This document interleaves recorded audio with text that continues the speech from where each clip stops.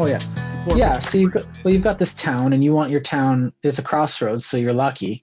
Um, and you've got this place where people can come and from a lot of something like Damascus is a ancient one, or Babylon, or Medina, Medina. Not, it's a Baghdad. crossroads, but Baghdad came a bit later, but Babylon was, or Nineveh, or like I'm talking like some of the original ones. Oh, Sumerians.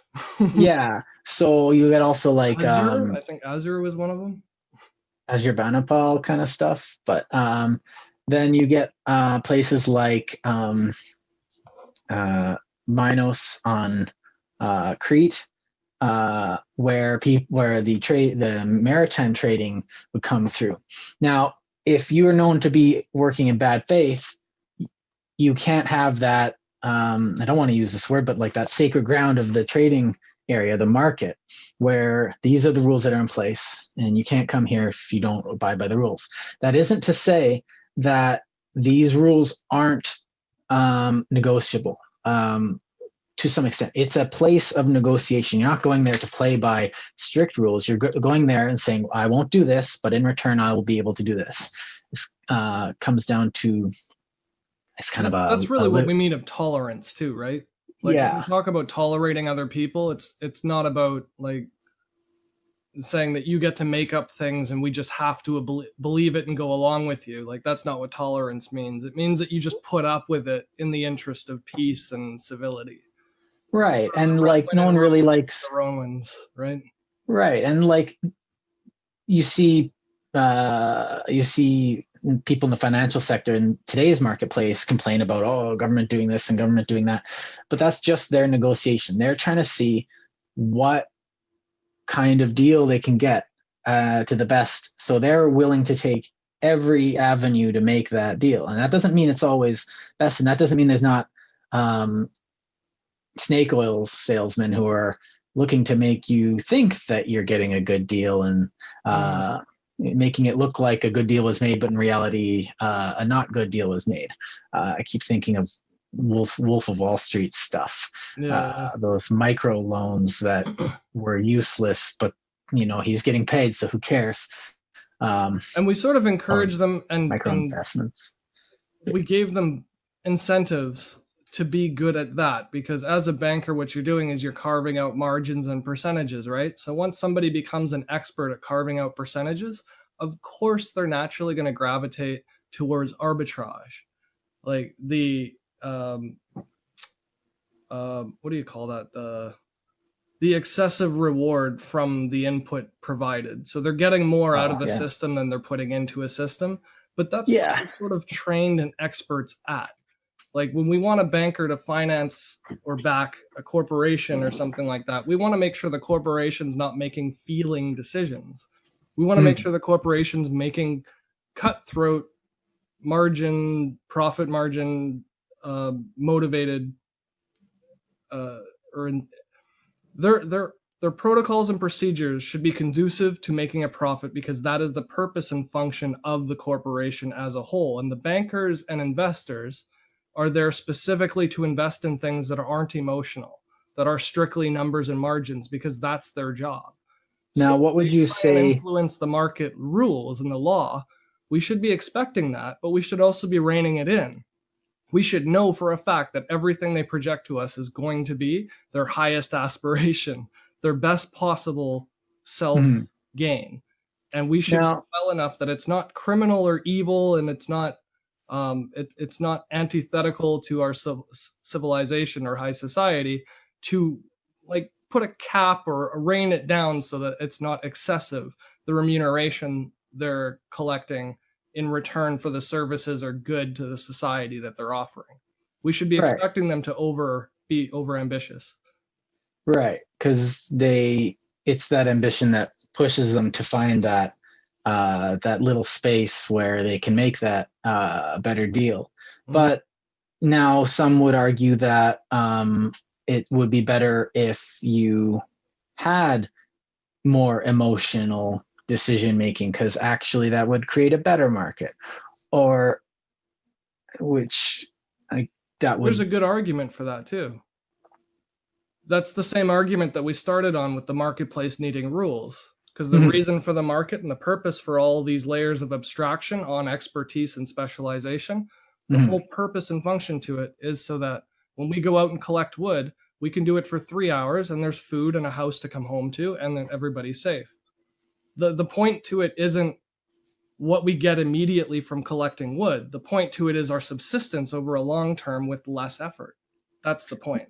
Right. I think the distaste for that unfeeling corporate decision-making process comes with, again, the resentment from the, I guess, people of our class that I was like, well, why are they making money when I'm working all day and all they do is sit on the phone all day? Well, firstly, that is work. Secondly, yeah, it is kind of, resentful, but at the same time, it would help if economists pay more attention and gave more lip service to the why or the meta analysis as to what they're doing. Well, why are you trading this? Well, trading it so that I can facilitate more effective society that'll push, because I'm interested in, you can have a path towards it, not just wealth for wealth or wealth qua wealth, where you are, well, I'm just here to make money. I don't care how I get it. But like, yes, you are doing that and you're part of a system facilitating trade and efficiency of the system itself. But if you pay attention to why, so maybe you're interested in new fusion technologies and you think this is something that society could really use. How do I invest in it? How do I make money off of these people making money? Which isn't it's self-serving, but it's also by that person investing in something like new fusion companies, they're putting themselves in a position for these things to profit from these things being successful. So that person has an interest now in that thing benefiting mankind, because the more it benefits mankind, if one explodes, he loses all his money. If it turns out to be a duff technology, well, he doesn't make any money. But if it brings benefits and happiness to mankind, and all of a sudden everyone wants more of them built, well, that person is going to have a lot of money.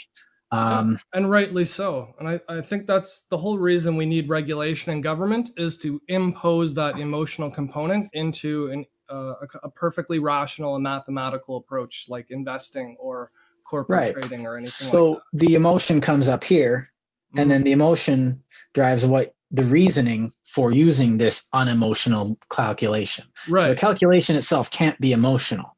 Right. But the wielding of that calculation can have not emotional, but kind of a enlightened reasoning, I guess. So you don't want to just be like, oh, I feel that this, or you use some psychic woo to feel. No, you still have to use your brain on this. But this is why keeping economics in mind is so important. Like the principles, when we keep in mind the focus and point of our market systems before we make judgment calls or rationalizations on how to govern a marketplace, I think that's how we make better decisions for market practice. So to expect Zuckerberg to worry about our privacy when his profit model is based on selling our privacy is absurd. It just literally doesn't make sense. You can't have an incorporated company that's a profit-seeking company that sells advertisements based on personal data of its users and expect that this guy should be regulating how privacy is managed. It's his job to sell other people's privacy. And what happens if Zuckerberg is a moral relativist and has a different, moral baseline than, say, you do, and says, well, privacy is actually immoral, and someone who values their privacy like me would be like, no, please no. So you get people like me going like, well, I'm not going on Facebook then, because I have a different moral structure. So cognizant of invisible threats like a risk to your privacy, I think we should be regulating that in a sense that we should be making it front row and center to people using Facebook that the things they do have effects. Every time they click a like button or a share button, or every time they expand to read an article or don't, Facebook is tracking that. That's the data they're selling to advertisers. That's the reason that their service is free. And if you can accept that and you're fine to use it, that's fine. Yeah. The problem is when it's hidden, when it's not made obvious to people and they start receiving advertisements that look like articles written by journalists. That's a problem.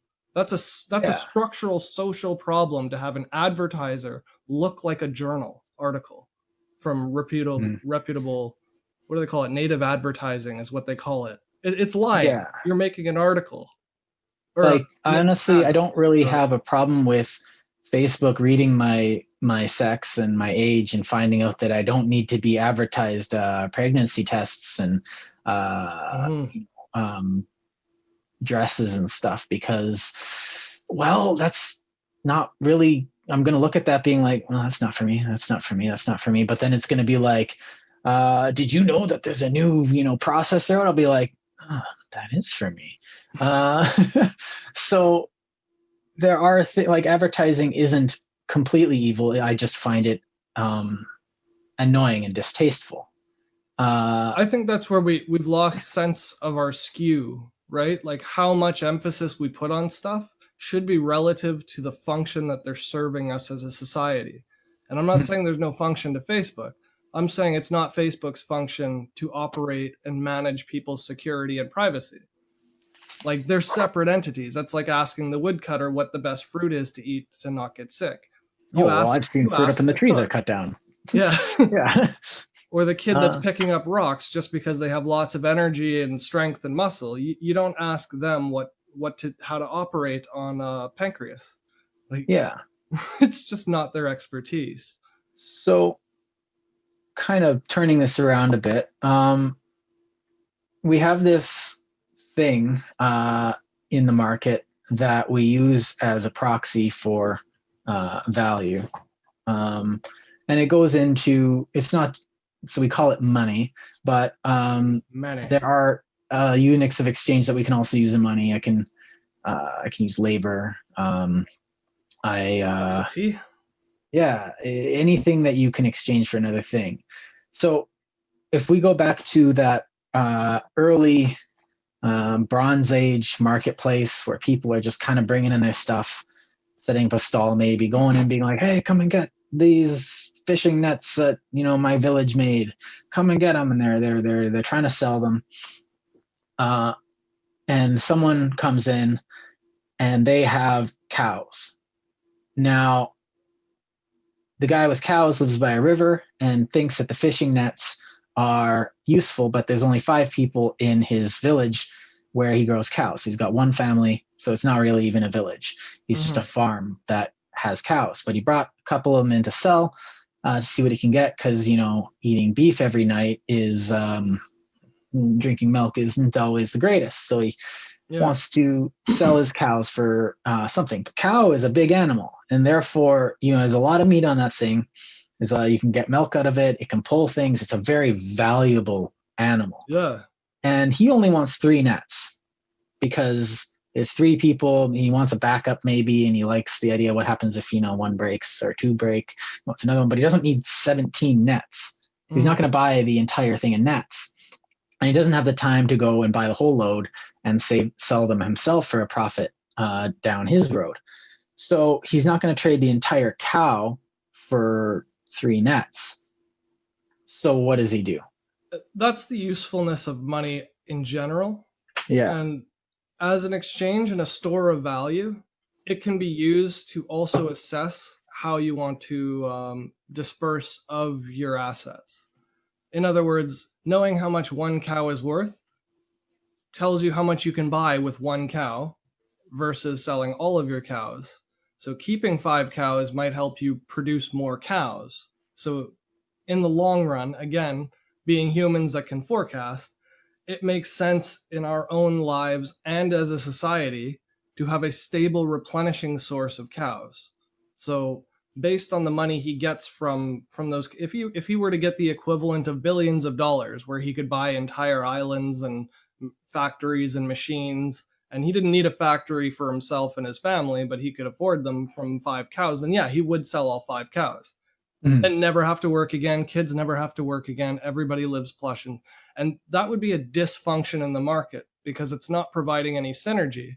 It's just extracting wealth from other people's gains. Right. So having supply and demand curves is the point of having the both is to say, as supply goes up, the price of your goods or demand for it should fall because the demand there's a law of diminishing returns where once you get $1 million, the next million you get doesn't benefit you nearly as much as the first million, right? The first million gives you education, land to live on, food, clothes, shelter. It gives you everything you can possibly. The second million gives you an airplane or a yacht. You know what I mean? The 10th million benefits you so little compared to the first million. That the point of a market isn't to encourage these gross disparities of asset collection. The point of it is to price goods so that everyone's quality of life improves based on the synergies. So the intention of a marketplace isn't to get the best price like infinitely absolutely. It's to get the best price so that price actually dictates where supply and demand cross. It's to find equilibriums. That's a functioning market doesn't have absolute numbers. It's constantly shifting and changing up and down. But a functioning market always has an equilibrium. It's when the equilibrium gets thrown out of whack that you want regulation to stabilize an equilibrium. You don't want regulation to create a disparity. You don't want people just doing this because the government's going to pay them tons of money to do it, like joining the army. If they paid people 100 grand a year, whereas normal salaries in Canada are like 40,000 per household, if you paid everybody 100 grand and anybody could sign up for the military, you'd be extracting all this productive work out of the economy. And yeah, these people would be paid and be getting money, but it would be so temporary because what you're doing is you're borrowing from future productivity to pay for useless productivity today. Yeah. That's sort of where we get at with the way banking has become, because as soon as we had the influence of the financial sector or energy sector or just large bodies of economies, they stand to gain very little from their economies of scale. Like their incremental utility of all their extra money doesn't actually benefit them nearly as much as it harms the economy they're extracting that wealth from. And that's where regulation should be reining it in. So if the guy sells all of his cows and he's got a ton of money, and he pays a couple people to build him a, nice house on his land, but then he lives there. But now everyone in town has a bunch of cows, so no one wants cows anymore because everyone's sick of cow meat and they've got a ton of cows, so they sell them off. But that family, which used to also provide milk for the town and, it would sell some of the beef that it couldn't eat, and it would the cows would also pull logs and stuff like that and do manual labor. He's not benefiting from that constant stream of small income coming in. You pull a bunch of logs for your neighbor, you get some income from that, and maybe grain or something. You sell off some milk when you have a surplus of milk, and you get a bit of money. But now you're living in a mansion and you're not doing anything, and you've essentially taken yourself out of the market, and maybe you can go buy whatever you want, but if we bring this into the modern period, you live in your mansion and you have all this money to spend, but you buy a TV. But here's the thing, though. How many TVs can you buy, though? Yeah. The other problem with that, though, it isn't so much that he's out of the market and it's no longer him being productive, because they can do whatever they want. It's just one person in a society, which is a group of people. And it's not the fact that everybody else has too many cows. That's not really a problem either, because when things are cheaper, everybody's richer. The problem is everybody had to break their houses down to nothing to build this guy's mansion. The problem is the resources extracted from all these people in order to afford buying the cows that made that guy so rich. It has nothing to do with how rich the guy is. It has everything to do with all of the resources that were productively earned incrementally, little by little, all of a sudden completely flushed over to one side and everybody else having nothing. And I mean, it's an extreme example, but what we're saying is the only way this guy could be that rich in this type of economy is if people destroyed their own homes to build him his home. They take one hut and put it on top of another hut and another, and that's how you build your big mansion out of everybody else's homes. Well, if he's got all this money from these cows, and now everyone else in the town has to go and either break down their house, or everyone in the town has to go, because he's paying everyone to go mine rocks for no purpose other than to build a house for one person, and they're all their time for their death. Yeah, exactly. So you got pyramids are actually an amazing example of this, or any of those Egyptian tombs, where you had like 200,000 workers for 20 years, just slaving away, even though it seems they weren't slaves, for this guy, based on religious reasons. You're all doing this for me because the gods say so. This is the way of the world. And everyone's like, but everyone could be put to much better use, farming, making more food for everybody. But like, that's 200,000 people in the Bronze Age. That's just a lot of people. Actually, that's like a third of the planet's population.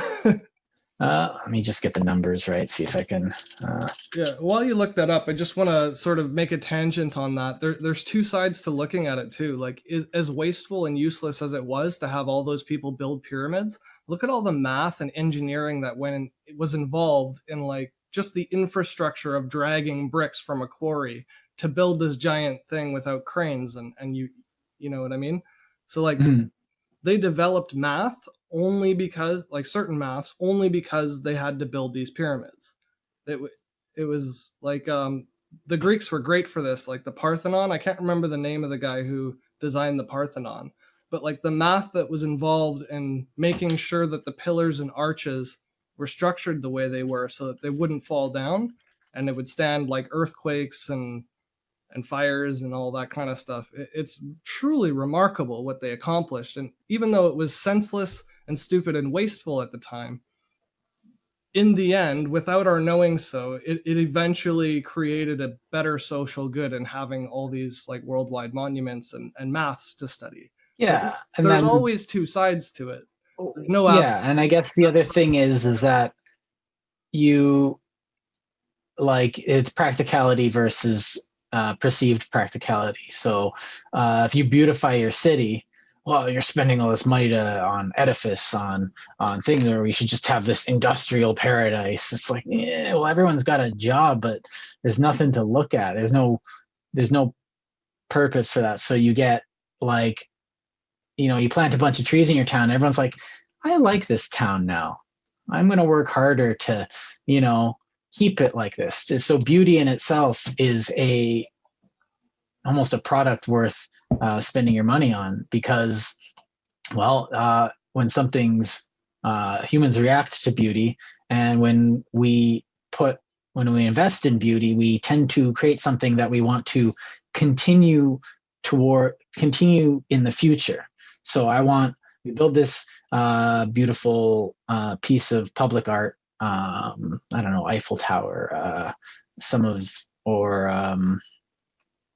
like the Italian towers, and you see these and you built them and you look at them, and if you go to somewhere like Rome or Venice and you look at these things and you're like, wow, it took so many people so much time, the effort could have been put to such much better use. But when you look at them, you can't think like, we should make sure this makes it into the future.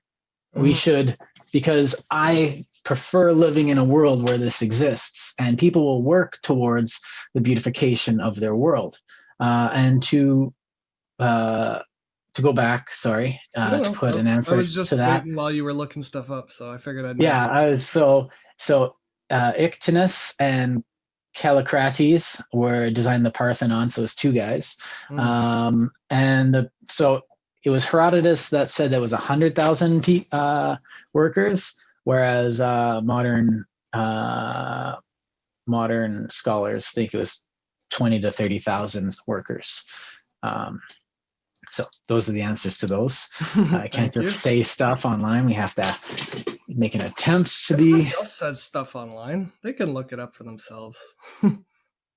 Yes, but But crucially, we have to know that the only reason it was possible for them to use that many people is because farmers were so efficient on the Nile. The fertile soils of the Nile are the reason that they were even able to assign all of these slaves to do this type of work, because even for slavery, you have to have some sort of subsistence. People have to be able to survive to the next day to continue to work, and disgruntled people are less effective. So this is a really good analog to go from where banking is at right now with leverage trading and the whole money printing that they always talk about with the Fed selling bond, or the Treasury selling bonds, and the Fed buying up like corporate securities now with no limits, which is absolutely insane, but that's for another day. What we're doing is we're funneling all of this future productivity in money, the store of value. So things we create that are worth anything are money. So taking money that didn't exist because it's coming from the future, charging an interest is the same thing. If I give you $100 and you get 10% interest or something on it, that's money that didn't exist. And when you pay it back to me, it's like the money provided labor, not so much. So interest is useful in the sense that it limits people's borrowing so that everybody doesn't just go bankrupt.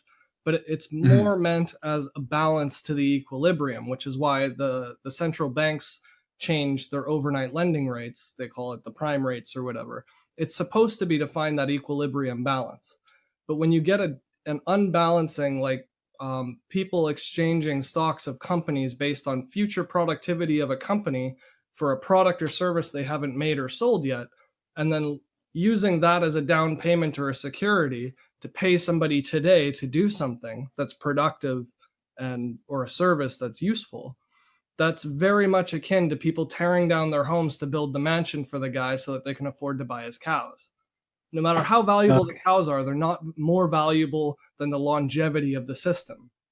The sustainability of the synergies is what makes us rich. It has nothing to do with getting the best price. Getting the best price is just a means to find the equilibrium, the balance between supply and demand. It's not meant to get this gratuitous, overinflated, opulent sort of bankroll where you can finance personal pet projects. Elon Musk is a perfect example of what we should be encouraging, but we're not. We should be encouraging people to do scientific discovery or build pyramids without the slavery aspect to it, which he's doing. That's applaudable. But we shouldn't let him just have free reign to go, rape the world of all their cobalt, and destroy the planet with noxious fumes and burning tons of kerosene. Like there's a balance that needs to be found in regulation and government. Well, I think we have those two negative things in the market where you have the entrepreneur who's just single-mindedly going towards his goals, but then you also have overgrown children in the market thinking like, I'm just doing this so that I can have that opulent lifestyle. Whereas we need, mature men and women who will think before they act, though things get complicated real quickly. Now, in that thing that you in that last part you were talking about, we came across a few points of jargon which made sense in the context, but for the layman, can we go over a few of these? Absolutely, yeah. I'm glad you're here for that. So, now some of these, we use these words every day, but we never define them, and they're never defined for us, and we always just pretend, a lot of us, what they mean in order to get through the conversation and order our drinks. But these are very important things. So I have a list of 6 now. The first one is debt. Debt. So okay, debt is it's the same word as bond. It's when you owe something to someone else. There are useful debts and there are catastrophic types of debt. Debt for destruction, like war, is definitely a catastrophic category type of debt. The reason why I would call it catastrophic isn't because I'm saying that it's the end of the world or an existential threat. What I'm saying is that if it was left to its own device in perpetuity, it would eventually cause more destruction than construction. So in essence, it is not beneficial. A synergy would do the exact opposite. It would not only maintain a neutral balance of energy expenditure and output relieved, it would gain on top of that. Whereas destructive things like so leveraging your future potential is not necessarily bad. That's the next word. It's an accelerant. So the example you gave right at the onset of our discussion here was with the cart. That's a perfect example for leverage, because you can say, if I'm shipping rocks and I have orders for people for rocks, but I'm already carrying as many rocks as I can possibly carry, borrowing to get a cart to haul rocks for a productive good that everybody needs that is unfulfilled. So there's a demand and a shortage of supply, which makes the price higher. So the price would be the motivation for the individual to invest in a cart if they could afford it. And somebody else who can't or doesn't want to, or has plenty of other things to do, but they have the money or resources to lend them, has every right, obviously, to lend them some money for a cart and charge them interest for it, because there's a risk involved and you should be paid for any risk. That okay, so leverage. And the reason why I like the cart, so leverage is the cart itself is physically something a lever. Like it sits on an axle of wheels, and you can pick up more rocks with a levered cart. So it's a perfect word to use to leverage your debt. To borrow money to buy a cart is just like lifting more rocks with less. So you go into essentially pay me more and I can do more. Invest a little more in me, give me more money, and I will be able to do this, and I will be able to leverage your money in order to have a greater income or have a greater thing. So I would call we hear this word a lot because it sounds, so we use this word, we hear this word a lot because it sounds sexy. So it's like, oh, I'm leveraging this and that. So you are acquiring more debt to be able to do more and at a later time, so that the payout is going to be exponentially more. So to move forward, just one more example security. For that, because I just wanted to say, like, markets like Forex markets, currency exchange markets, are highly leveraged. And I'm talking like an order of magnitude more than stocks or bonds are traded. So like the extreme version of this, and even though I did it, this is why I know that it's a bad practice for us as a species to do it. They're working on price fluctuations of fractions of pennies. So 4 decimal points after the penny, and a penny is already 2 decimal points after a dollar. So we're talking about 10,000ths of a dollar, and people are earning money on those price fluctuations under the auspices of saying that they're providing a dynamic price for a currency. They're valuing one country's currency compared to another currency, and they're saying that's the value they add to the market. My personal belief and conjecture is nobody needs that type of precision. There's zero reason to pay somebody hundreds of millions of dollars for trading currencies that nobody else gets any benefit from. It's just extracting wealth from a productive system. So that's all I wanted to mention on that. It's the extreme opposite end of leveraging without benefit versus leveraging a cart to haul more rocks. Okay, the next one is security. Security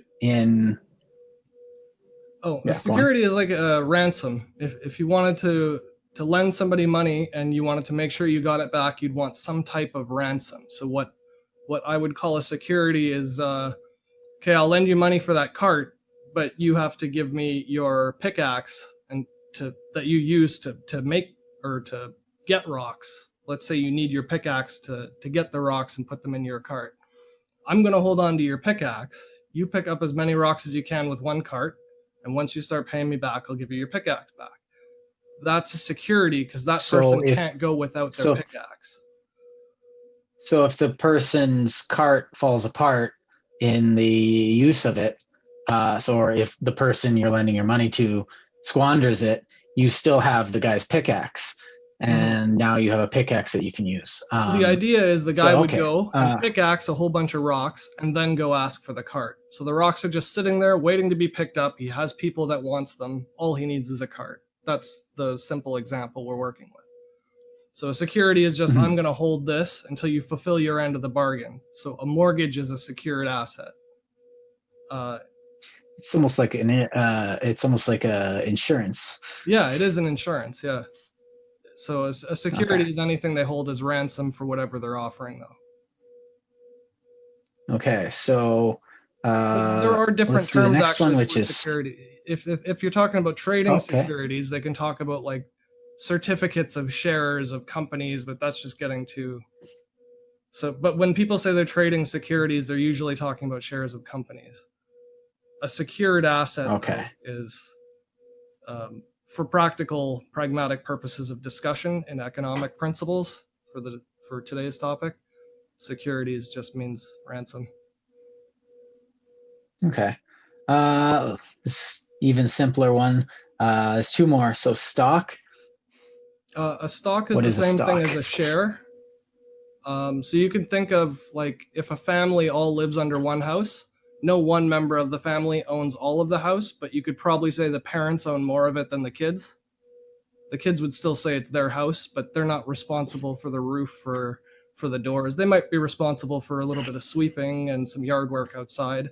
So the number of shares people holds is basically the amount of proportion of that one house that they all own. So if I own 10,000 stocks in Microsoft, the value of those stocks is only relative to how many other shares are out there. It could be 20 million and there could be 500 billion shares. The number itself doesn't matter, or the price of the share is based on the number of shares that are out there. So the price of the stock doesn't matter either. It's all relative terms. So we're talking about how the stock has moved in like its delta, how its dynamic range is what's actually important, and not the numeric value of the stock or the numeric value of how many shares are out there. It's the proportion or the ratio that you own that tells you your controlling share of any asset. Okay. And the last one is interest. Interest is basically a charge for time. So if you're holding money, it's useful to you only insofar as you can spend it. If you're releasing that money to somebody else to spend and you're waiting to get it back, you basically want to charge them for the time that they're holding it. They're renting your assets. So think of it like a car. If you pay somebody to rent their car, you might not pay interest on it, but the payment you give them is literally the same thing as interest as if you gave them money and they gave it back to you. The rental fee, basically. Okay, so why is it a sin? It's not that interest is bad. It's unregulated interest that's bad. Usury. It's predatory loans like loan sharks charging 250%. Because when your interest and fees start to exceed the actual principal that you borrow, you're again extracting productivity from the economy without any marginal gain even to the rest of society. You've basically taken the synergy out of the equation and you're just keeping all the gains for yourself. And that is, in the end, ultimately destructive because it never feeds productively or constructively. Having payday loaning companies that loan $500 and charge $100 is 20% interest for 2 weeks. I mean, every now and then somebody might go through an emergency where that's necessary, but we should want to live in a society where that's never necessary, because that would be a more productive and synergistic society to live in. It would be a better world where people don't need to sacrifice 3 months of their labor to pay for one unexpected problem. That's why we approve of cooperative insurance. Things like that. Yeah.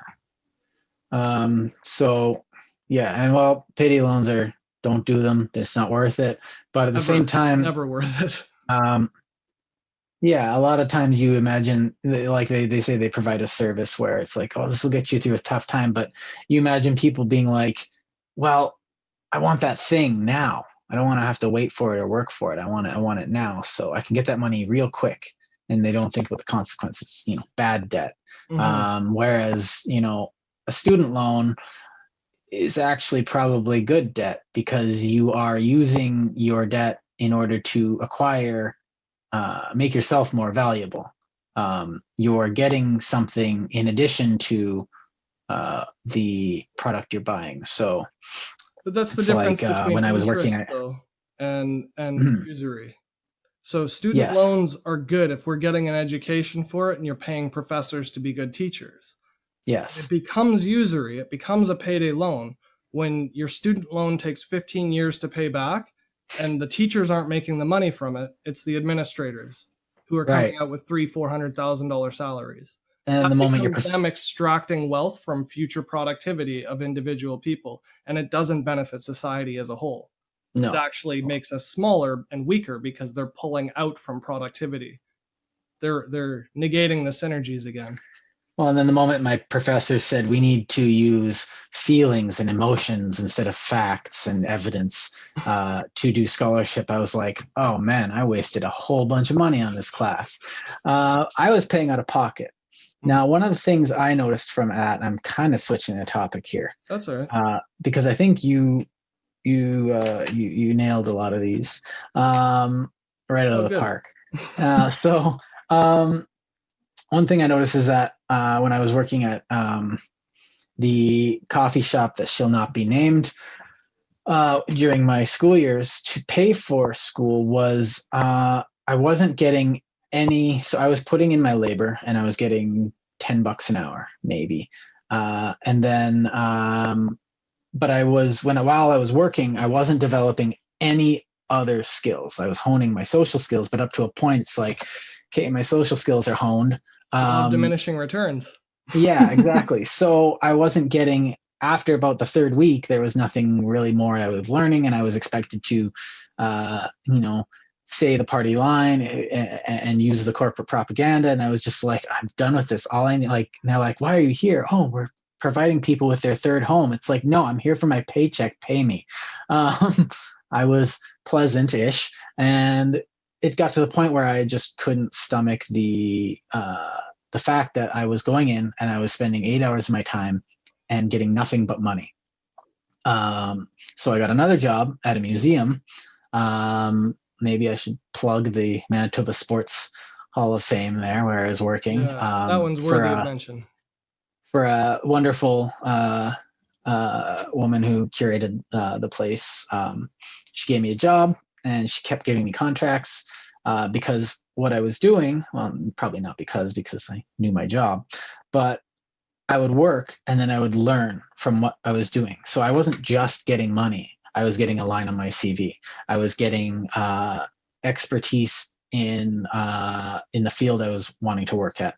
I was gaining a network of people that I could know and talk to and learn from, and able to learn from them. I was meeting people that could give me skills. So every new thing I was working on was a new thing I could learn from. There were no diminishing returns because I could learn something new every couple weeks. And there was always someone new that would come in. Plus, I was getting other things aside to it. I was meeting all these people that were really cool. I was working with the artifacts. So I was also getting the job satisfaction itself. The job itself was giving me meaning. So I wasn't just getting the money. I wasn't just getting money from it. I worked myself up to a place where I could get more return for my initial investment of schooling. And I wasn't getting money. I was getting further growth. Mm-hmm. And that's where my investment had led. And had I acquired debt during school, my debt would have been used properly in the use of that job or my work at LAC, where I was further allowed to enter the marketplace and acquire more growth of myself, rather than just working a job that couldn't provide me with anything more than a paycheck. Mm-hmm. Or And getting a car loan, like it got you to school and work. That would yeah, be good debt because you're going to school and work. But to have a car loan and not have a job and not be studying, that's sort or of an unproductive loan. to get a car loan for a Mercedes when I'm going to school. Yeah. That's a bad use of my money. it's good use of my money if you're a Mercedes-Benz dealership, but Right, but again, they're just extracting wealth out of the economy. Like the service of luxury goods is literally income distribution. That's the point of it. We want yeah, things to be so exorbitantly expensive so that when people do eventually accumulate more than their own not fair share, but their own share, like through yeah, inheritance, just over time, people are going to accumulate, right? If they have nothing else to spend their money on, they might as well overspend on nice things, because that yeah. is the nice thing about being rich, is being able to spend on nice things. I So don't know if I want to get into value that there. word you said, What's that? because that word you said, fair, because it is an odd word that is invoked often. Well, we need to It's fairly very odd. distribute, Yes. because what was it? I generally take solace in the general unfairness of the universe. If from But there's every unfair and there's total collapse, right? You know Mhm. the world is unfair, but you're not completely unsympathetic to somebody being murdered for no reason. Right, it's the Because murder is unfairness of unfair North to you. America. Well, there's Canada unfair, there's America unfair, and then there's Venezuela unfair, and China unfair, and Mexico Russia unfair. unfair and India Yeah, unfair. Like everybody's got their own unfair. and I bit my tongue or in because what I meant it as the equilibrium again. Because not speaking in yes, absolute terms, I'm trying to walk that line of fluidity. right, and the fairness is very, and I find I dislike the word because the word is such a relative word that Very relative. unfairness is Good. in the eye of the beholder from moment to moment. I want this, I want that, I want this, but what you want and what you need aren't always known or even understood. So, well, what I want, and it would be, and you make a case that it would be fairness for you to acquire these goods or these services. But it would have been, I have dental problems because I lived for so long without um, insurance because I was a student. And they didn't really have a good dental plan. And I had a very bad dentist who Well, I think they offer you was student look. dentists with the student dental plan. Yeah, and like I was going to the dentist that we had in the family, and he was uh, a charlatan at best, using the words energy and magic. And I was like, why am I here? And then I went to the university dentist, and I had the U of M university dentist, and there was this woman there, and she was thorough. She told me exactly what she's going to do. She asked my opinion on things, and I was like, this is great. She's teaching me what she's going to do as she's going to do it, because she has a time to sit there and be like, all right, here's what I'm doing, blah blah blah. And that was great, but that's besides the point. I just can't speak highly enough about the university dentist. She did a great job, thank you. You saved my butt, my face. And but I don't see it as actually fair for me to have been given um, a proper dentist. I could have done more research. And paying all my tuition, I knew what I was paying for and didn't expect to be given free dental care. I wanted to have, like, if someone would have offered me, hey, here's a root canal, I'd have been like, thank you, please, thank you. I'll walk your dog or something. I don't know. But well, and there's the thing. I probably would have tried to give back. I wouldn't have expected free lunches. But now that I am in a position to afford dentistry, it's not. I don't see it as a right. It's fair for everyone to just be given these things, because that's subverting. Because all these services, school, dentistry, food, they're all part of the market, and you move into them, and to claim fairness, and to claim fairness isn't to claim charity, because when you're asking for charity, you're asking to negate the market of goods and say, please, I need this, it's an emergency, blah blah blah. Now, that is why we have Medicare, and I am glad, because I don't want to have to pay full price for amoxicillin when I have an infection. because we all agree that, if we all pitch in a bit, we can all be better off. I guess that is still the market. But if we try and remove the market from that and just say, okay, everyone needs this. Okay, everyone needs free school. That's it. That's a terrible idea. But I think where most people get it wrong, though, is assuming it has to be one way or the other, right? I don't think that it's the market's job to make sure that everybody's basic needs or freedom from pain exist. But I do think that the market needs to be regulated so that it incorporates things like dental work to all people. Not because it's charity, but because that's what's best for all people. If somebody's suffering from tooth pain and they can't afford it, they might become antisocial in the sense that they intentionally harm society in order to gain some type of benefit to feel relief from pain. Same with somebody who has an infection and needs amoxicillin.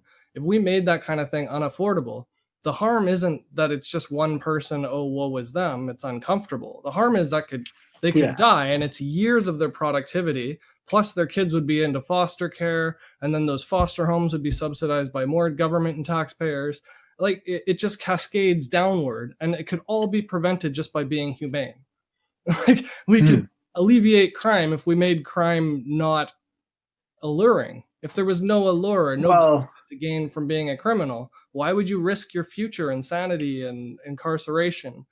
And then we wouldn't have to pay to incarcerate and secure people. Like, well, I think people don't really understand that desperation, because a lot of what I remember when I was a fire breather back in the day, a lot of that came out of desperation. I was not in a place where I could,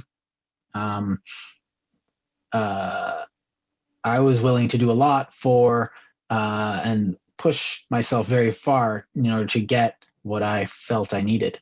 And when you're desperate, that wasn't even very desperate. That was like baseline, one meal a day type of stuff. But like, if you are on the street and you got an addiction and you've got all this, that desperation can do some very dangerous things. Yeah. And so I keep thinking back to an episode of Star Trek where there's thieves going around. I'm like, why are there thieves when there's replicators? There's no purpose to have crime when there's no point to crime. There is no point in itself to the crime. And so you think, well, some people are just deranged. Yes, that's why we have psychologists. Well, some people want things that the easy way. They're trying to cheat. I would argue that it's less easy to be incarcerated than it is to just go out and make a proper living, if it were easy to make a fair living. Like, if we could all benefit from the synergies, which we do in a lot of aspects of society, like being able to go to a coffee shop and get a good ground coffee, even though we can't grow coffee in Manitoba. I mean, it takes people like you who are serving coffee to be able to get that coffee. So that's a luxury that we get by synergy of a broad market. We get to say hairdressers are non-essential, technically speaking. Nobody dies from not getting their hair cut. But we all accept socially, even if I don't go to a hairdresser, that I like the fact that other people can go to a hairdresser because we're rich enough to be able to afford to sustain hairdressers as professions. We don't want to have more hairdressers than there are heads of hair. But nobody's rushing to be, some people are rushing to do it. They love it. But I mean, I've met maybe 5 or 6 hairdressers in my life. I've met more bankers and lawyers and accountants than I've met hairdressers. Yeah, I've met a bunch of barbers. I tend to be picky about them because they are giving me value. I don't want to go into a meeting looking like, well, you have to accept this is the way I look. It's like, but the other thing is that working at that place also gave me that desperation. And that desperation I used as motivation. Yeah. So it's like, I was extremely motivated to get out of there.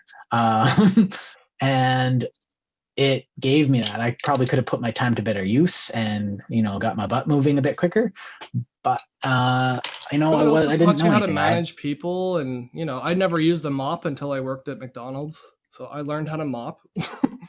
But working at a payday loaning company and then running a bank that was a highly leveraged bank right before a financial crisis that was caused by over leveraged banking, it really made me realize that the way money influences politics and politics being the rule and governance of the regulation, they really need to be two separate entities. You need somebody regulating markets so that we can have hairdressers and coffee shops and, all the perks of benefits of having a synergistic, broad-based economy with international trade. But on the same token, Right. we don't want places like companies so large like Facebook where they can sit in front of Congress while also behind the scenes dictating who sits in Congress. Like, that's really dangerous. Yeah. For Apple, Google, Well, and then Microsoft, Jeff Bezos and Amazon, like, not saying that these people are evil, they're doing their jobs. But the job of regulation and regulators is not to be beholden to those you're regulating. Like, the job of a security officer is not to ask the prisoners how to be a security officer. That's what we really bring into focus, because the reason why there are the purpose of that. What's that? Yeah, the purpose of that is that if you own a restaurant, you want to be able to go to the city council and be like, hey, I'm finding it really hard to do business. Is there anything you can do? And they're like, well, no, because those things are in there for a reason. And they're like, well, I can't hire anyone locally. And they're like, oh, well, maybe we do actually need to look at some of these regulations. Or what if the city council offered them like consulting, said, well, here, let's help make your business better. Like, what would be so terrible about hiring one consultant just to be available if a restaurant or something needed help? Like, we should be encouraged. That's what pro-business means. When you're encouraging small business, it shouldn't mean that you just throw money at them or take money from them. Encouraging small business should be like, let's encourage their small business. But that's what we're not doing. We're not encouraging business. What we're doing is we're picking favorites right now, most colloquially with advertisements and chain stores and franchises, and we're severely favoring the big employers as if the jobs numbers themselves, people having jobs, is the point of the market, when the point of the market is the productivity from all the jobs that people create. We don't want more jobs just to have coffee servers.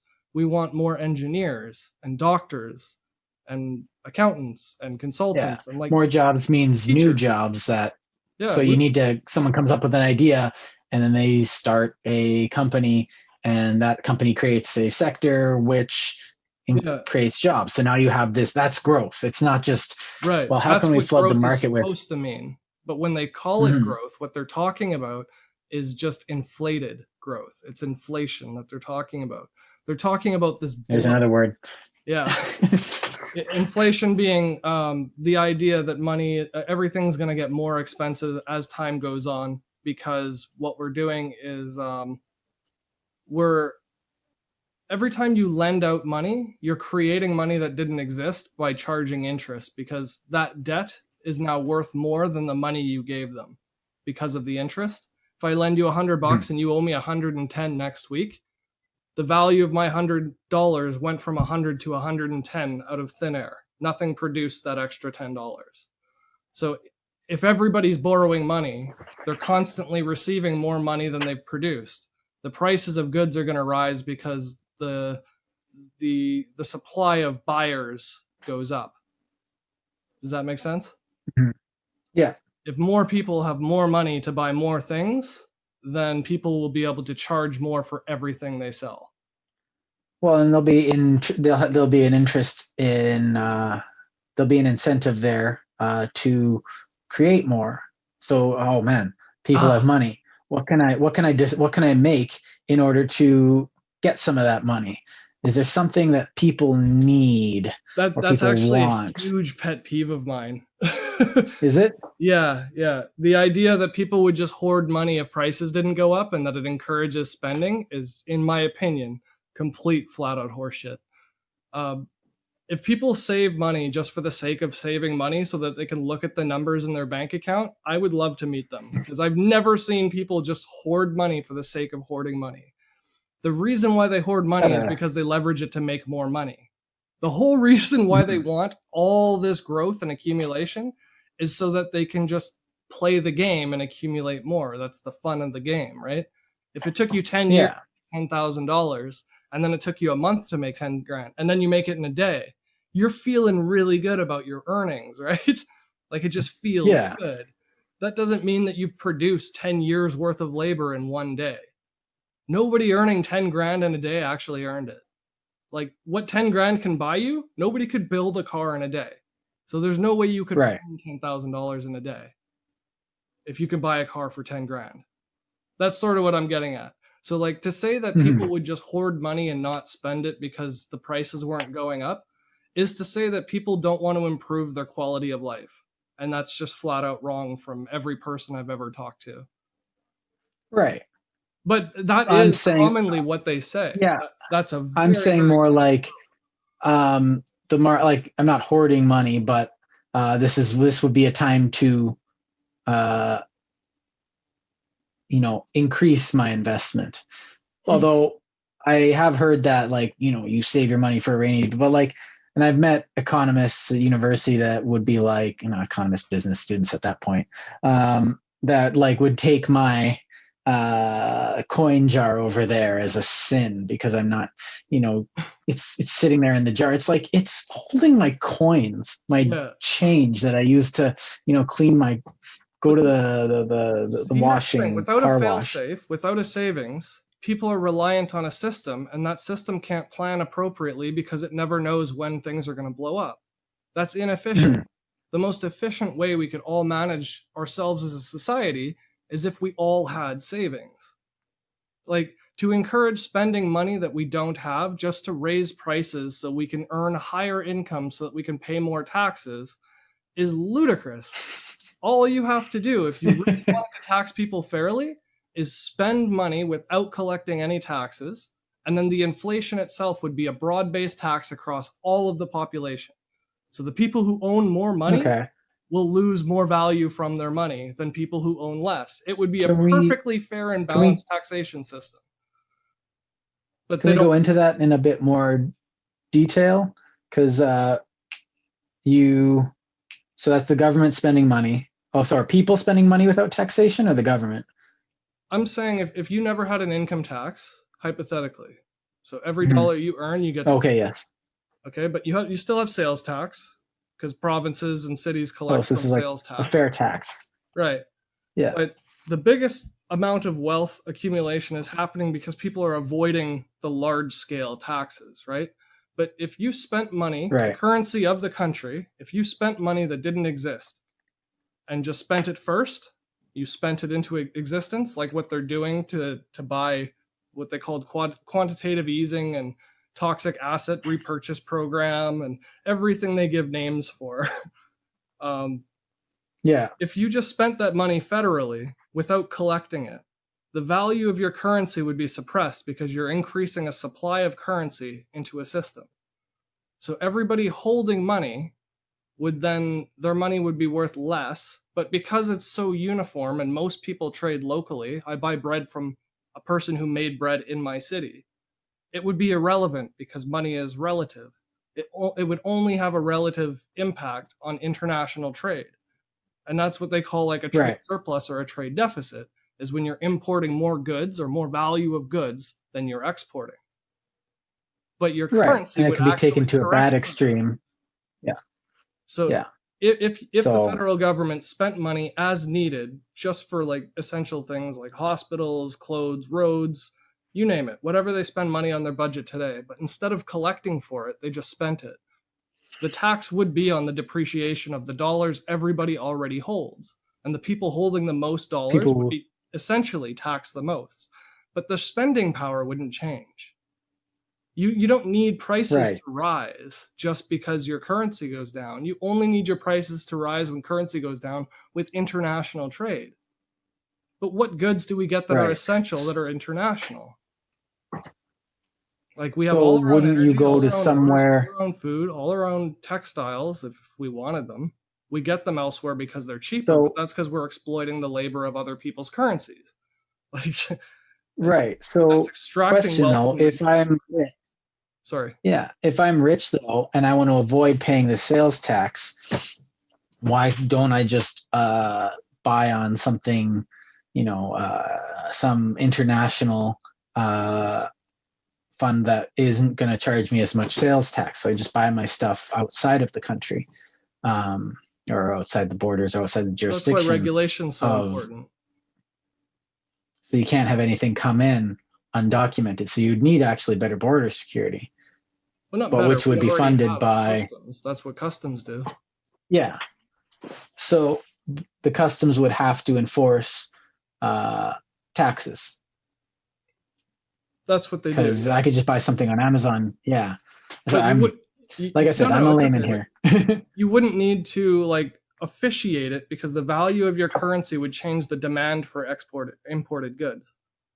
If our spending power relative to other countries goes down, we're not going to be able to afford to buy as much from other countries. So there will be less orders. So there will be less coming in. But the tax will be already paid. It's paid in the valuation of the dollar changing.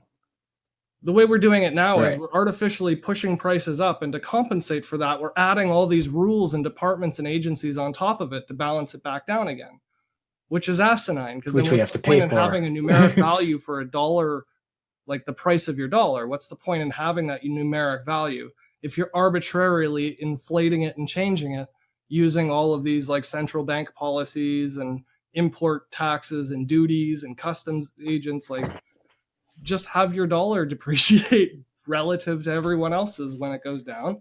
And when you're rich and productive, here's the other option: is if you don't want to import something because it costs you money, like as a subsidy or because of a tariff or whatever, you can build a factory that builds that thing, make thousands of them and keep one for yourself because you have money.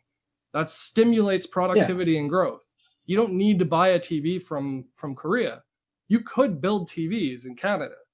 It's just cheaper to buy them from there because they're really good at it. They've refined a process. And that's a synergy that we take advantage of. But to say that we couldn't do it is just, it's absurd. We have tons of wealthy people that are just investing in other banks. Like, what's the sense in investing in a bank that invests in other banks that invests in people and gives loans out and charges fees? Why not just give money to people directly? Like, if you want to build a productive, functioning business and you want to own shares in it, why not own shares in stuff that actually affects you? Buy local shares instead of international shares. Well, it's that profit incentive. That's the only thing that changed. And now regulation is entirely governing the entire market because you're making all of your financial decisions based on taxes, earnings potential, growth numbers, currency valuation, all these things that are arbitrarily just like constructed. We're basing all of our asset management and wealth management decisions on these arbitrary constraints when they should just be self-actualizing. It should just let the price be what the price is and let demand and supply change as they are. And regulation just govern things so that we have all the luxuries that synergies offer us, which is like healthcare, mental work, education should be in there. I think school should be free, but because not everybody would. Well, free. It's boring. Oh, it is, but like at the same time, an educator still needs to get paid. So I don't think it should be as expensive as it is. And I think the administrations are completely bloated. See our previous episode. But at the same time, I feel like a lot of people, on every level, especially in the States. But the idea of a strong government that's going to, like, people like that, and they don't want their government to give up that power because it's nice mental security blanket that they want their government to be seen as, and the government has an interest in being seen as like, look at me, I'm keeping your good up, and I'm making sure that you're getting protected by us. And that, I think it would be hard for society to give up that and let people run it by itself, or let citizens run the economy instead of forcing the government to take such a hard, heavy hand outside of just regulation. But if the government's working with the people, that's essentially what it would be. The people. Yeah, so you get the American example, which is evil, apparently. What's that? Well, the early American history, especially before World War II, looked a lot like that. The Americans just kind of like um, the government just kind of regulated stuff, and it was very distributed, and people would just go out. Now, the regulation itself wasn't that good, so you ended up with a lot of shady practices, especially in the West. But people had the freedom to just, I'm gonna build a railroad here. Why? Because there needs to be a railroad here, and I'm gonna make money because there's a railroad. And everyone has railroad, and all of a sudden you have cities popping up, and people are able to exploit the land, and that land is now worth more because people are using it.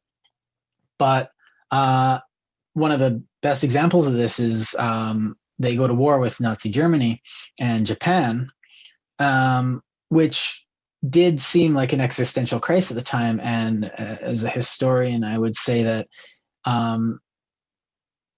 those two regimes would have had a very negative effect on world history and human happiness in general. Very low utility in those regimes, but they were strong and they had lots of power. But the thing is that they didn't, because the Americans did something in World War II that was quite interesting.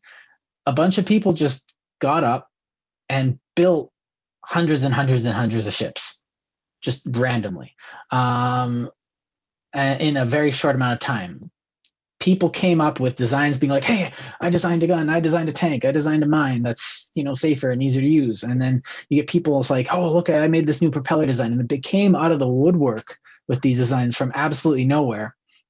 The government would put out like, we need this, we need that. But people would just come up with designs because they saw this as an opportunity where innovation would get rewarded because of the necessity of the existential threat of the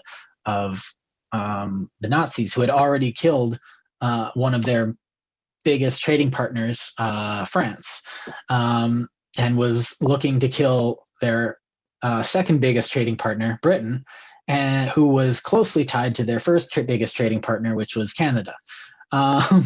So if Canada was going to fall, America needed to be able to go into Canada and extract all Canada's resources, all that nickel and uranium and all that stuff that it loved. But so that is an existential threat. The war was fought for a reason. It wasn't just rich people looking out for their interests. Sorry, Howard Zinn, it wasn't that simple. Never is that simple. And is it Howard Zinn? Yes, it is. I got his name right. Sorry, I do have his book on the wall, even though I disagree with it. But the where was I going with this? But that freedom, and this is coming into freedom now, is that freedom to act in the market as an individual, as a person who is part of the whole, rather than just a quantum of the entire state, is that you had all these great ideas come out of nowhere, which did shorten the war, which did provide a better approach to it, even though it seems more chaotic and it doesn't look like you have this strong country with banners waving and everyone marching in lockstep. And the imagery isn't as cool, or you don't all have this glorious one vision of the future. But that doesn't actually matter, because the result is you get to still keep being your own country. You don't have to submit to authoritarianism to get things done. In fact, that's the opposite. That's bad thinking. I don't think regulation should be like that, though. Like, when I talk about regulation, I'm saying rules that we all agree are best interest of everybody. That should be what democracy is. The government shouldn't be some predominant figure that's over top of business and they're both fighting it out. It should be business enabled by the people, because the business is good for the people. I like to be able to go out and get a coffee, and I like it to be affordable. If my income is $100,000 and it costs $500 for a coffee, the number itself is relative to the income, right? So what the currency is valued at is irrelevant. The number itself is just a store of value based on the supply of money that's out there. But beyond the number, you need someone to oversee business to make sure that they're not skimping on their Right, coffee but it should be manufacturing. everyone And that oversees it. It shouldn't be a group of people. It should okay, never yes, be a small cohort or cabal of, a committee of open market. What are they? Open market, OPEC or whatever, or a cartel like OPEC. Like yeah. that to me is So absolutely absurd. The fact that we have legal cartels to manage stable, and I keep using air quotes because it's just ridiculous the words they choose to use for these things. Like Federal Reserve, they not being sound good. federal, it's a private corporation. But um, a cartel to manage energy prices in an economy that's all of its productivity basically is based and predicated on energy expenditure. And all of our biggest problems in the world are based on burning energy, climate change. So Yeah. it's absolutely absurd to have a cartel run by people who have a vested interest in the profit of this industry, managing and manipulating the prices of it in a fixed currency like the US dollar. Because then Mhm. that spills over into the US market. So all of their products and goods are based on the price of oil, not the price of their economy. Well, that totally Right. skews everything. Like suddenly Right. finding your So equilibrium in a price balance isn't finding a price balance. You're shifting the entire curve wherever you see fit. And when a small group of people are managing hundreds of millions of people's spending power, that's just very pernicious to say the least. right. Um, So in principle, though, it should be the people that agree on market rules, and there should be a very sound reasoning for it. We should be able to say, look, we want to subsidize farmers. We want them to not be scraping by. We don't want them throwing in bad seed just to fill up their bushels or whatever to sell to us. We want them so comfortable that they can just throw out bad seed, keep only the best, sell to our neighbors so that our neighbors aren't hungry and invade us. Like it's part of our security to have a secure food supply, just like clean water is, right. and security forces. And so laws Now, shouldn't be an arbitrator from above looking down and controlling everybody else. It should be an agreed mhm. upon thing that everybody can say, in general, this is more or less in all of our best interest. Because I'm richer when Now, everyone else is richer. right, which is how it should work. Now, the problem is who enforces this, and Well, the so people would, as there's long as always you going to took be, money out of politics. Like if because I politicians don't want were to, because getting elected on, okay, yes, so that's it fundamentally wasn't in that's their the interest problem. to, right, so it wasn't in their interest to have soundbite because this place, it sounds good to be saying that because their investors you know want to push a certain narrative because this or that, whereas in reality it doesn't matter because Flint, Michigan still doesn't have water, which Right. is a simple thing. Or the Shiloh there in Manitoba still doesn't, do they have that bridge and that road yet? I don't know. Like They've been arguing over water rights for that's decades. a, I stopped following. but there was a reserve that didn't have a they had a bridge washed out, I believe, and a road, and they weren't able to get supplies, and they like a lot of the reserves don't have good roads anyways, so it's just like build them a road or like give Flint, Michigan a water facility, like The get them problem water. that stuff How gets is this complicated though difficult? because they don't let you do certain things, and then they say give us money for it, and then when they Yeah. get money, their corruption spread. It's not all the people doing bad. It's like one Mm. corrupt dude gets handed a bunch of money. They thought they could trust him. They couldn't. Oh well, we still have this problem. The one Suddenly side saying, "Well, we gave you the suddenly money to fix it." casino. The other side.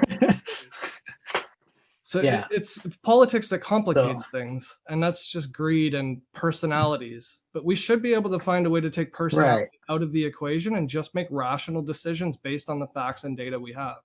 That shouldn't be too much to ask Right. in the information age. We have so much computing power at our Now, disposal.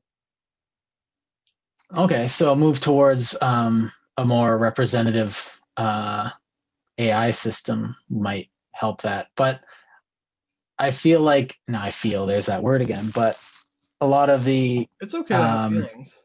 It's not okay to say I they're know, right. That's I all. just want, We can have it's, them. it's very, it's not, it's barely an opinion. But you have this entity that's maintaining its own power base, and it likes the privileges it gets from having that position in the structure of society. Now, you have how do you get it to give up that cushy money and politics thing? My initial thought was to but my thought was to decentralize governmental authority. So you put more power, I guess in the states, that would be put more power into the states, rather than in I guess what do they have for municipalities down there? Counties? Counties, yeah. Or like make municipalities, give them more leverage to, well, there's people in our municipality, whether it's on a reserve or not, they need a road. Municipality is going to put a bunch of our the government's not going to do it, but we're gonna have a town meeting, say this is the problem that the municipality is having, and then we're gonna put the problem to the people and have it like a town hall, and the people, some guy in the back would be like, well, I can build roads, but I need to get paid for it, and someone else will be like, I'll invest in the road. See, the thing is, it creates a whole nother scale of problem, though, because you're basically inventing an industry of county and townships. Like, the industry would be, like, for instance, it would be in my best interest for my road out front of my house to have 2 separate budgets, to have my side of the street and everybody this way as one county, because then I know for sure my road's going to have the benefit of 2 budgets.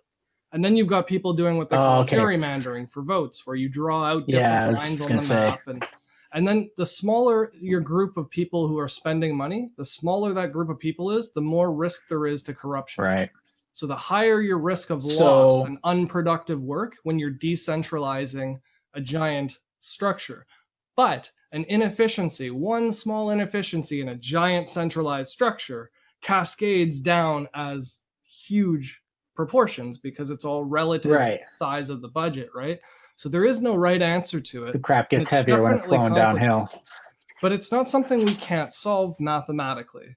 It is absolutely something that we could make rational decisions on if people just elected people not for their personalities or for how many voter cards they saw out front lawns, or things like what they use in marketing, like a lot of people love this, as some sort of enticement or inducement to make you want it. Just because other people like something doesn't make it good.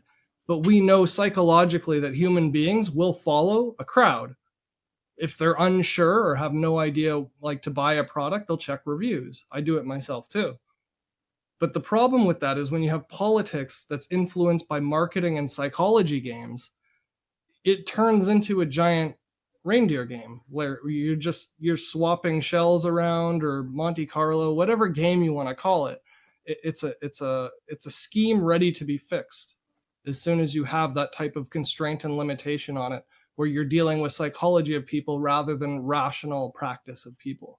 And I think we talked about that during the episode where I suggested we should open source government policy. That's sort of what I'm getting at. Yes. We should compartmentalize all of our government policies and leave those compartments open to people to be involved in. So no one person can be involved in too many things, but everybody can be involved in anything. Okay, so essentially you decentralize the power from an individual instead of from areas. So you don't give one person too much power, which was the whole point of our system. Yeah.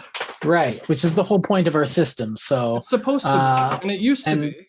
At one point, like, electing people who genuinely had the best interest of communities at heart and who were educated, well thought, and you paid them well to be politicians. That was the whole point of elections. Yeah. But once it became a popularity contest in total, once it is absolutely just a game of how much money you can raise and spend, it defeats itself. There's absolutely no reason for it. Well, yeah. Then not only does it lose synergy, you're extracting wealth from a productive economy again to do an unproductive thing, like get elected. Mm-hmm. It's just as big a scam as trading currencies, in my opinion. Yeah, so I didn't even know where to ask here. Well, it might be good to start wrapping up. Unless you Yeah, wanted I was to wondering take if we could take a and keep break. going. Yeah, if we could take a break and get back. I'd like to get some. I'm running out of head juice, so I'd like to get a few calories in me, and then we can. And then I want to. Then we can do maybe a conclusion. So, Okay, because I want to talk about how, what kind of, what would this? So we talked about the reason for a market and why we and how it gets more and more complex and how we trade things. In fact, we could probably go over this again in another episode too. this sort is of very little preliminary. minutia. Yeah. So if we could get to maybe what a system like that might look like with the use of technology right after, and then wrap it up with a conclusion. Because your last one says innovation and invention. So we might get into that. So, yeah. But I need to get some we could food definitely have more episodes on this too. Like I have so much to opine on, overusing that word, but I have a lot of. Oh, that's good. A lot of them are beliefs though, like based on my experience. So they're educated or not educated, but like experienced beliefs, but they're still technically beliefs, like how I believe the system would work. I mean, everybody always thinks something will work when they build it. And there's always a profession for fixing it afterwards. That's how positivism works. You find something that works, but then you ask, and then you bring the science in after to say, okay, why does this work? Yeah. Which is kind of how a lot of things work, which is when it becomes bad when it becomes a religion. It's like, this is the way things are, and then it moves further and further away from how things actually work. Or when they say it must work this way. I know so. Yeah. So like we use, was it ibuprofen? No, it's acetaminophen. We don't really know why it works. We just know it works. And everyone just takes it anyway. Mechanism of action or something like that. Yeah.